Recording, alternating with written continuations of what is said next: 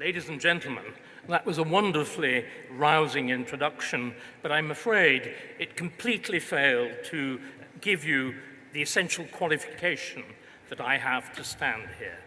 Ladies and gentlemen, my father was a tool maker.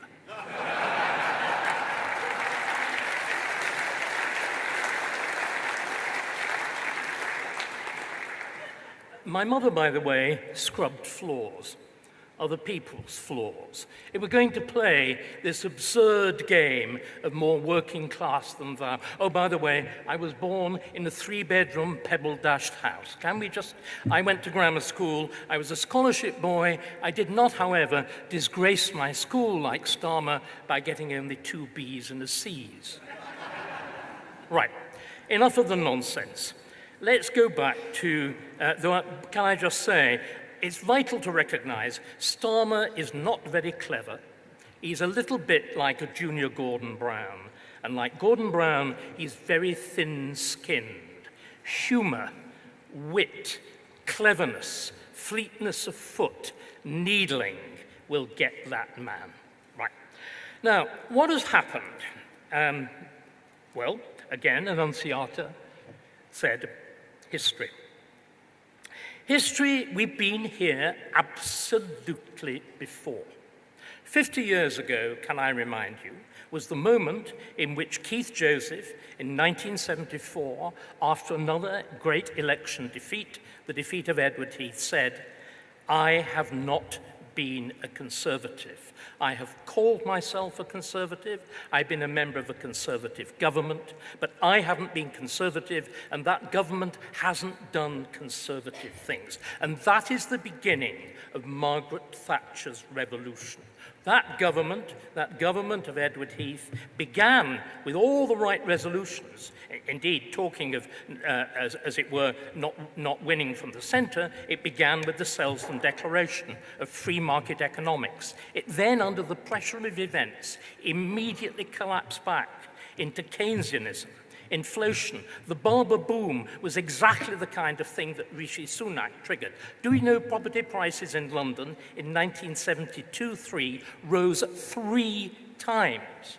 Inflation on extraordinary scale. Thatcher recognized that. Thatcher was taught by Keith Joseph what conservatism was. The great discovery for her of Hayek, the realization that socialism destroys countries, that it destroys freedom, that it destroys everything that made the West, and particularly Britain, the pioneer country in all of this, great. And the result of that extraordinary revelation of 50 years ago was Margaret Thatcher and the recovery of a genuine conservatism. But of course, always with one nation, or as Margaret beautifully described it, no nation conservatives fighting against it. So we have been here before. Margaret had to cope with an internal enemy, and I'm sorry I'm using that word. She was totally unambiguous. There were those on side and there were those offside. We have to recognize that. She also recognized centrally and absolutely that you have to undo before you can do. She repealed trade union legislation. She repealed nationalization. She opened up public sector housing. An incoming Tory government will have, a real one, will have to do all of those things. So what our failure has been is that we've forgotten the lessons of Margaret Thatcher. And what I would like to begin by doing, we're engaged essentially at this stage now in a process of the conversion of the party, its members, who I don't think need much conversion, but more particularly in the conversion actually of our MPs. They need to be given Margaret Thatcher's Keith Joseph lecture. It needs to have, because many of them are not very good at reading, it needs actually to have a simple series of the big statements. I'm being deadly serious. This needs to be circulated, right? Why is it that centrism doesn't work? It's very simple. Left is wrong and right is right. Now, see, this is not a moral statement. This is a statement of absolute, observable, testable historical truth. Socialism always fails. always, always fails. A sensible, sensibly regulated, intelligently applied free market economics always, always works because it is founded on freedom. The thing that has created the West is freedom. If you look at the Labour Party's manifesto, there is simply not a single reference to that word freedom in it. Now, why then has the left won again? Why has Starmer won? What happened? Well, let's just look at it. We were told again by Annunziata not to blame. I'm sorry, I have to. If we go back to 2005, to Cameron coming to power as leader of the Tory party, there was this notion that we have to move left, that we have to move in the wrong direction. And that is exactly what happened. When finally they won, or they didn't win, the coalition came in 2010, Blair's memoirs were handed round, particularly marked up by Michael Gove, with the description, this was the new Machiavelli, this is how we should rule.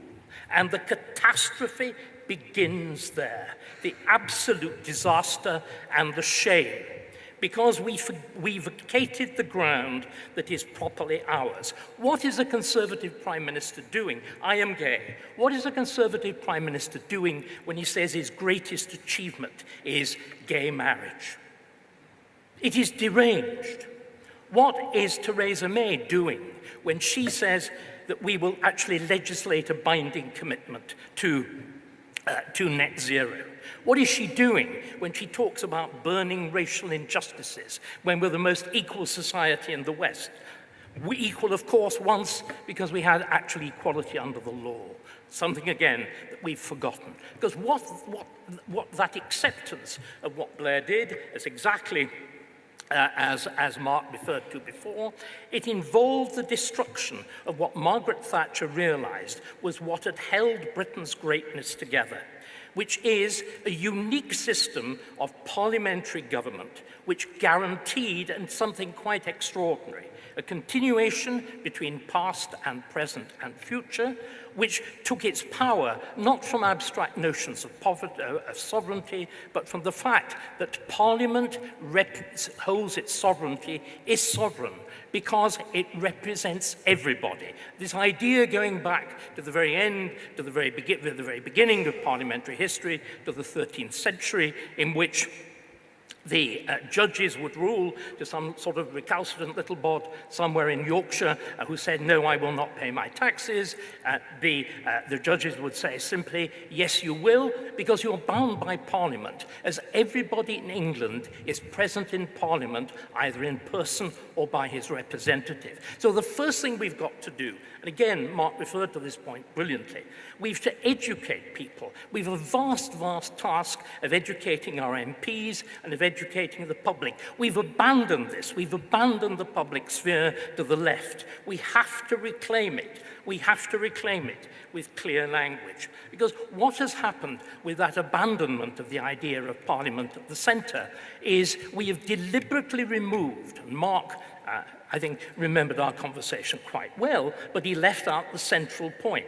If you marginalize Parliament in decision-taking, you remove the only body that is directly subject to popular scrutiny. If you have Bank of England setting interest rates, if you have the Supreme Court deciding when Parliament can be dissolved or when it can't, if you had judges determining whether or not we can drill for oil, as the latest extraordinary thing has happened, none of those people are answerable to you. The entire process of government becomes remote, alien. That is why there was that passionate desire for taking back control with Brexit, but it transpired that Brussels wasn't the person that was tying down the great British people, so supreme in freedom, so supreme in the creativity. It wasn't Brussels that was tying us down. It wasn't Brussels that was wrapping us in bonds, if you remember, like the Lilliputians with Gulliver. It was the Quango. It was the disgracefully politicized civil service. It was all of that that was doing it, and we did nothing about it. We connived. We did not repeal. The first thing that a serious incoming Conservative government has to do, quite simply, is to repeal the whole of the legislation of New Labour, the setting up of the Supreme Court, the incorporation of the Human Rights Act, the Equality Act, all have to be repealed. Because again, can we get this quite clear? Human rights sounds lovely and cuddly. The left has perverted language. Human rights are not cuddly because human rights have been perverted. They're now designed to protect minorities against the majority. Human rights, this is why Churchill would not have approved. It's constantly, the left constantly says this is Churchill's creation. Churchill created human rights, mistakenly in my view, or created the idea of the European Convention to protect the individual against the state.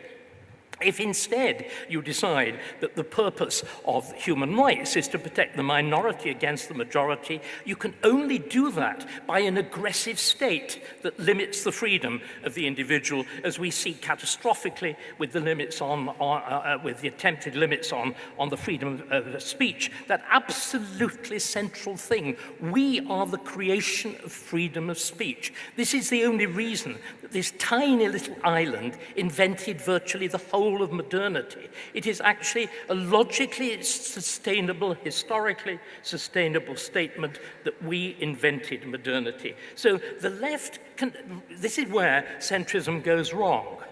All left-wing parties have to move to the center because they've got to disguise themselves with right-wing policies to be elected. That is exactly what Starmer has done. And isn't it a sign of our disgrace that in our folly, we abandon the prisons so they can no longer hold prisoners? We starve the army in favor of what? In favor of foreign aid, so that Labour can now pose as the party of NATO and defence. This is the disgrace. And the moment, of course, the right tries to move to the centre and adopts left-wing positions, as we've seen in this election, it is a catastrophe. However, I think there is hope. If my analysis is right, that what we have now is a state in which there's a fairly clear divide. The divide, interestingly enough, which Starmer himself has actually admitted. Why does Starmer talk so loudly about the public service? It is, and why does he also talk so loudly and misleadingly about his father being a toolmaker? It is, quite simply, because the Labour Party has ceased to be the party of the working class. It is now the party of a new ruling class. It's the party of the quangocracy, of the judges, of the civil service, of the public sector trade unions. In other words, when it fails, which it will fail, because left-wing governments always fail, we will see standing exposed the whole of this machinery. The whole of this machinery that hates one thing, ladies and gentlemen. It hates the people. It hates Parliament. It hates democracy, for the simple reason it is only the people that have actually proved resistant to the absurd doctrines of woke. It is only amongst the people that you will find a clear understanding that women do not have a penis, that chaps do not have a cervix. It is only amongst the people that you will find a clear understanding that once upon a time it was the birthright of an Englishman and even an English woman to speak freely, and from that freedom arose everything that mattered. So what I would like us to do then is to also recognize, because we all need to recognize our failures, Thatcher failed too. Thatcher failed because you couldn't do everything at once. She sorted out the extent to which there have been nationalized industries. She cut back enormously on trade union rights. She began to open up public sector housing. But she left utterly untouched this entire fabric of state institutions. She left untouched the NHS. She left untouched the civil service, the universities, the lot. Of incoming Conservative government has got to recognize that these are the points of attack. These are the points at which we have the soft underbelly of those opposite. And we've got to recognize again, it's a proud thing to say, conservatism speaks for the people. We need to remember that. We need to be absolutely clear about that. I will end with a book which I think, I've been constantly referring to it, which describes so many of the problems we face now, 1984. Those of you who are familiar with 1984 will know who the members of the party are. The members of the party are exactly whom you would expect. They are the school teacher, they are the bureaucrat, they are the so-called educated middle class. And outside, there's the great mass of the proles who continue drinking their beer and leading reasonably free lives. They're the people we will depend on. They're the people who voted for reform. They're the people that we've got to reincorporate in the party, but on a very different basis from Farage, a basis that recognizes the history of the country, that recognizes the history of the Conservative Party, that recognizes the history of Parliament and its ability to incorporate and to bind and to do that most wonderful Burkean thing of binding up the generations of past and present and future. The risk is, ladies and gentlemen, we do not want a right, as there is on the other side of the channel, a right which is as radical and as destructive and as dangerous as the left. We are better than that. Never let us forget it.